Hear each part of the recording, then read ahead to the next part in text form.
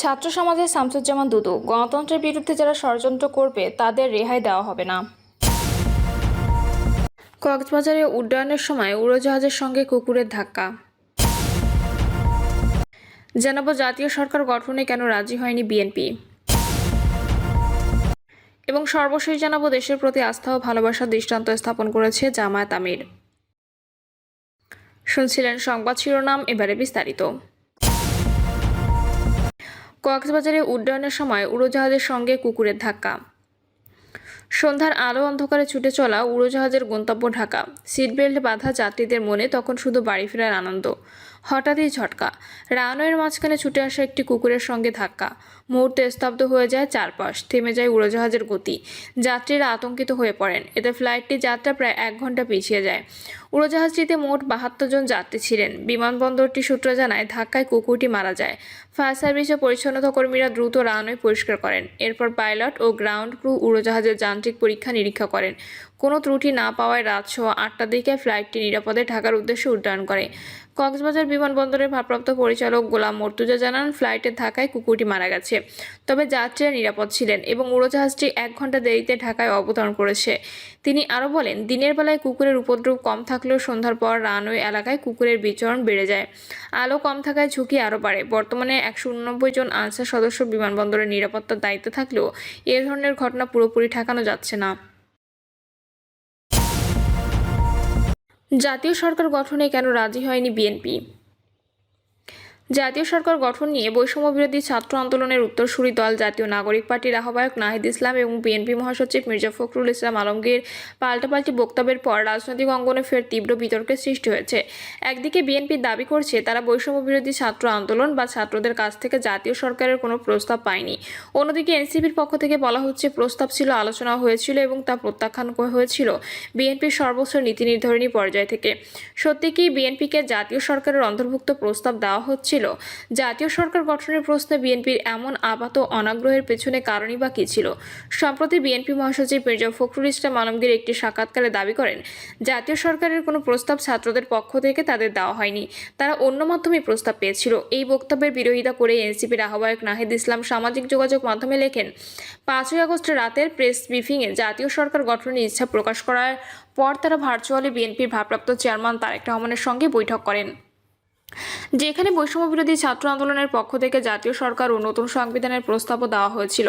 তবে তারেক রহমান এই প্রস্তাব প্রত্যাখ্যান করে নাগরিক সমাজের সদস্যদের দিয়ে অন্তর্বর্তী সরকার গঠনের পরামর্শ দেন বলে জানান নাহিদ ইসলাম। তিনি আরও দাবি করেন, 7ই আগস্ট ভোরে বিএনপি মহাসচিবের বাসায় গিয়ে তারা উপদেষ্টা পরিষদ নিয়ে আলোচনা করেন এবং উপদেষ্টা পরিষদ শপথ নেওয়ার আগ মুহূর্তে তারেক রহমানের সঙ্গে সম্ভাব্য সদস্যদের নিয়ে পর্যালোচনা হয়। অবশ্য এইসব বক্তব্যকে ভিত্তিহীন দাবি করে সোজাসাপটা অস্বীকার করেছেন বিএনপি মহাসচিব মির্জা ফখরুল। তিনি বলেন, জাতীয় সরকারের ব্যাপারে আমাদের দল থেকে কোনো কথা বলা হয়নি। নাহিদ ইসলাম যে দাবি করেছেন সেটা ঠিক নয়, এভাবে বললেই তো হবে না। বিএনপির একাধিক শীর্ষ নেতাদের সঙ্গে কথা বলে জানা গেছে, ফ্যাসিবাদী আওয়ামী লীগ সরকারের পতনের পর তারা নির্বাচনের মাধ্যমে দেশের জনগণের ভোটাধিকার ফিরিয়ে দেওয়াকে অগ্রাধিকার দিয়েছিল। তাদের মতে জাতীয় সরকার নয়, বরং একটি নিরপেক্ষ দ্রুত নির্বাচনই সবচেয়ে জরুরি ছিল। তারা মনে করে দীর্ঘ সময় ভোটাধিকার থেকে বঞ্চিত জনগণকে নির্বাচনে তাদের প্রতিনিধিত্ব বেছে নেওয়ার সুযোগ দিতে হবে। আর নির্বাচনের পরেই আন্দোলনের সঙ্গীদের নিয়ে জাতীয় সরকার গঠন সম্ভব। দলটির স্থায়ী কমিটির সদস্য আমির খসরু মাহমুদ চৌধুরী এ প্রসঙ্গে বলেন, বিএনপি গণতন্ত্রে বিশ্বাস করে। এই গণতন্ত্রের জন্য ফ্যাসিবাদের বিরুদ্ধে গত 16 থেকে 17 বছর আমরা লড়াই করেছি। নির্বাচনের পর সবাইকে নিয়ে জাতীয় সরকার গঠন করবে বিএনপি। তিনি জানান, বিএনপি প্রস্তাবিত 31 দফা সংস্কারের রূপরেখা অনুযায়ী তারা যুগপৎ আন্দোলনের সঙ্গীদের সঙ্গে ঐকমত্যে জাতীয় সরকার গঠন করতে চায়। বিএনপির মতে ফ্যাসিবাদ পতনের পরবর্তী সময়টি ছিল নির্বাচনের প্রস্তুতির সময়, কোনো দীর্ঘমেয়াদী সরকার গঠনের নয়। অন্তর্বর্তীকালীন সরকারের কাজ ছিল প্রয়োজনীয় কিছু মৌলিক সংস্কার সম্পন্ন করে দ্রুত নির্বাচন আয়োজন করা। দলটির মতে দীর্ঘদিনের কর্তৃত্ববাদী শাসনে দেশের প্রশাসন, বিচার ব্যবস্থা, নির্বাচন কমিশন সহ সব প্রতিষ্ঠান ভেঙে পড়েছে। নির্বাচনের আগে এই অবস্থা আংশিক সংস্কার প্রয়োজন হলেও সেটি দীর্ঘমেয়াদী জাতীয় সরকারের প্রয়োজনীয়তা তৈরি করে না, বরং দ্রুত নির্বাচন না হলে নতুন করে অনিশ্চয়তা সৃষ্টি হতে পারে। অন্যদিকে রাজনৈতিক বিশ্লেষকদের কেউ কেউ বলছেন বর্তমান রাষ্ট্রকাঠামো একেবারেই ভঙ্গুর অবস্থায় আছে। দীর্ঘ 15.5 বছরের এক দুঃশাসনের ফলে প্রশাসন, বিচার বিভাগ, নির্বাচন ব্যবস্থা এমনকি অর্থনীতি পর্যন্ত বিপর্যস্ত। বিশিষ্টজনদের মতে এই অবস্থায় 5ই আগস্টের পরবর্তী প্রেক্ষাপটে সরাসরি রাজনৈতিক দলগুলোর অংশগ্রহণ একটি জাতীয় সরকার গঠনই হতে পারে সঠিক পথ। তাদের আশঙ্কা, অন্তর্বর্তী সরকার রাজনৈতিক অভিজ্ঞতাবিহীন হওয়ায় সংকট সমাধানে দুর্বলতা দেখা দিচ্ছে। চলতি বছরের মে মাসে জাতীয় ঐক্য সংহতি পরিষদ আয়োজিত এক সভাতেও ডক্টর ইউনূসকে রাষ্ট্রপতি এবং তারেক রহমানকে প্রধানমন্ত্রী করে জাতীয় সরকারের প্রস্তাবও দেওয়া হয়। বিভিন্ন অঙ্গনের বিশিষ্ট নাগরিকরা তখন বলেন, দেশের জন্য কল্যাণকর শাসন ব্যবস্থা গঠনে জাতীয় সরকারই হতে পারে উত্তম পথ। তবে বিএনপি বরাবরই এ ব্যাপারে দ্বিমত জানিয়ে এসেছে। এ প্রসঙ্গে দলটির শীর্ষ নেতারা বলছেন, জাতীয় সরকার গঠনের চেয়ে জনগণের ম্যান্ডেটই বেশি গুরুত্বপূর্ণ। জনগণ ছাড়া কোনো সরকার তাদের কাছে গ্রহণযোগ্য নয়। 15 থেকে 20 বছর ধরে নতুন প্রজন্ম ভোট দিতে পারেনি, এটা বড় সংকট। তাই প্রথম কাজ হওয়া উচিত নির্বাচন, তারপর জাতীয় সরকার। দলটির ভারপ্রাপ্ত চেয়ারম্যান তারেক রহমানও একাধিকবার বলেছেন, জনগণের ভোটাধিকার নিশ্চিত করতেই ভবিষ্যতে একটি জাতীয় সরকার গঠন করবে বিএনপি। তার বক্তব্যে স্পষ্ট, জনগণের ভোটের মাধ্যমে বিএনপি ক্ষমতায় গেলে জাতীয় সরকার গঠনে তাদের সঙ্গে আন্দোলনের শরিক দলগুলো অংশ নেবে। ইতিহাস টেনে এনে তিনি বলেন, স্বাধীনতার পর আওয়ামী লীগ এককভাবে সরকার গঠন করে বিভক্তির সূচনা করেছিল। সেই ভুল পুনরাবৃত্তি বিএনপি করতে চায় না। জাতীয় সরকার প্রশ্নে অতীত অভিজ্ঞতা বিএনপিকে কিছুটা সতর্ক করে তুলেছে। 1971 সালের পর সে সময় ছাত্রনেতা সিরাজুল আলম খান জাতীয় সরকারের প্রস্তাব দিলেও শেখ মুজিবুর রহমান তা গ্রহণ করেনি। ফলে এককভাবে ক্ষমতা গ্রহণ করে আওয়ামী লীগ রাজনৈতিকভাবে বিচ্ছিন্ন হয়ে পড়ে। একইভাবে 2007 সালে জরুরি অবস্থার পর বিশিষ্টজনের জাতীয় সরকারের আহ্বান জানিয়েছেন, কিন্তু সেবারও তা উপেক্ষিত হয়েছে। ফলে 1/11-এর পর এক অগোছালো নির্বাচনে ক্ষমতায় আসে আওয়ামী লীগ। রাজনৈতিক অঙ্গনে অনেকেই মনে করেন, 5ই আগস্টের পর উদ্ভূত পরিস্থিতিতে বিএনপি যদি সত্যি জাতীয় সরকার গঠনের প্রস্তাব প্রত্যাখ্যান করে থাকে, তবে তা রাজনৈতিকভাবে একটি গুরুত্বপূর্ণ সিদ্ধান্ত হলেও ভবিষ্যতের খেসারত দিতে হতে পারে। কারণ পরিবর্তনের প্রত্যাশায় থাকা জনগণ ও আন্দোলনের অংশগ্রহণকারীদের অনেকে দ্রুত ক্ষমতা হস্তান্তর এবং জাতীয় ঐক্য প্রতিষ্ঠার পক্ষে ছিলেন।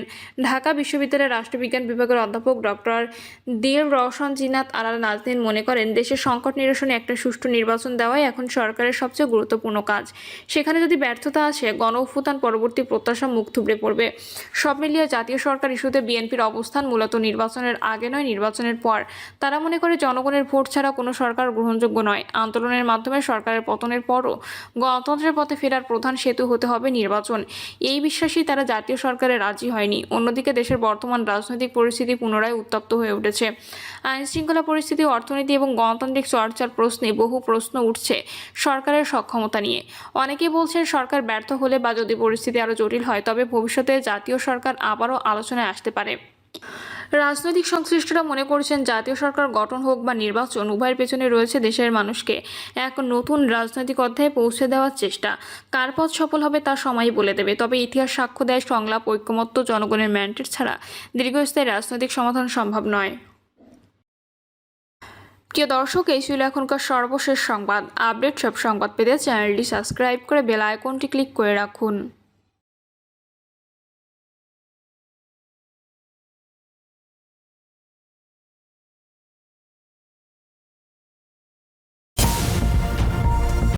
ছাত্র সমাজের শামসুজ্জামান দুদু, গণতন্ত্রের বিরুদ্ধে যারা ষড়যন্ত্র করবে তাদের রেহাই দেওয়া হবে না। বিএনপির ভাইস চেয়ারম্যান শামসুজ্জামান দুদু বলেছেন, গণতন্ত্রের বিরুদ্ধে যারা ষড়যন্ত্র করবে তাদের রেহাই দেওয়া হবে না। শামসুজ্জামান দুদু বলেন, কেউ কেউ বলছে আড়ালে নাকি অন্তর্বর্তী সরকার ও গণতন্ত্রের বিরুদ্ধে ষড়যন্ত্র চলছে, কিন্তু আজকে ছাত্রদলের সমাবেশ প্রমাণ করেছে, যারা গণতন্ত্রের বিরুদ্ধে ষড়যন্ত্র করবে তাদের কোনো রেহাই দেওয়া হবে না। দুদু বলেন, বিগত 15 বছরে প্রায় 4,500 বিএনপি, যুবদল, ছাত্রদল ও সাধারণ মানুষ রক্ত দিয়েছেন। বিগত 15 বছরে শহীদ ও জুলাইয়ের 1 মাসের শহীদরা প্রমাণ করেছেন, বাংলাদেশ গণতন্ত্রে ফিরতে চায়।